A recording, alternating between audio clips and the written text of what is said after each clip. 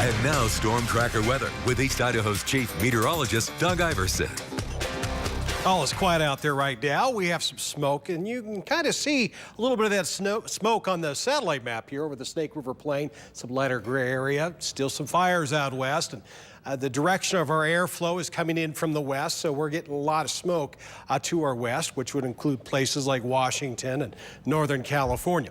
86 right now in Twin Falls. We're at 86 at Pocatello, 82 in Idaho Falls. Only 90s are out west and to the south. Out west being Boise at 92. Looks like Lewiston at 95, Baker City at 93, and a pair of 90s just down south. One going to Elko at 90 and Salt Lake City at 90. But overall, most of the Gem State looking pretty good right now, temperature-wise, but that will be changing because we'll start to see a flow coming in more from the south, and that will bring that heat in. One nice thing about that heat, we're going to see less of the smoky sky here in a couple of days. So there's some good with the bad, if you will, and we'll talk more about that in a moment. Pocatello at 52 for a low. Idaho Falls tonight around 47, almost a carbon copy of what we had last night. American Falls will have a low of 51.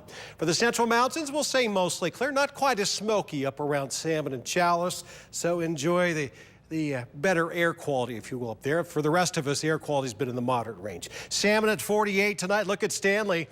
35 degrees. Last night it was freezing, so it won't be quite so cold, but we'll still be in the 30s, and we'll still be in the 30s in Yellowstone with a low of 33, staying above freezing. 39 in Jackson, Island Park in the mid-40s, Driggs at 46.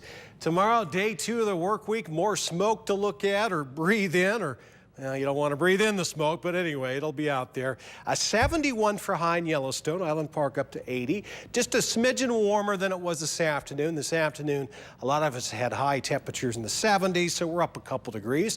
Chalice will be back in the 90s, one of the first ones to get back in the 90s, at least in our neck of the woods. Salmon close to that at 89.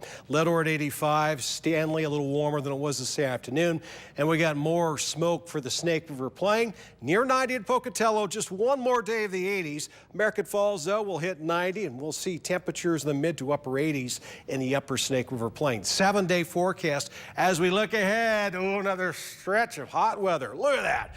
Back in the 90s on Monday, and we'll hit 100 on Friday. That 100, by the way, will tie the record for Friday, so pretty toasty. We're still in the 90s this weekend, but looks like this next stretch won't be over a month long, so good news there. Idaho Falls, 7-day forecast. We'll be in the 90s for 5 days straight. That'll take us to the weekend. That 98 on Friday will be a record high, by the way, and then back in those 80s, I think we're really enjoying right now. Teton area 7-day forecast. You want hot, yeah, even Thursday and Friday in the Jackson-Afton Driggs area, they're going to be in the 90s. We'll call those 2 days hot, and then we'll back off a little bit with a comfortable high of 70 on a Monday. I think we'll really enjoy that. Central Mountains, hot weather starts tomorrow. Those hot 90s and then some on Friday. We'll top out at 100.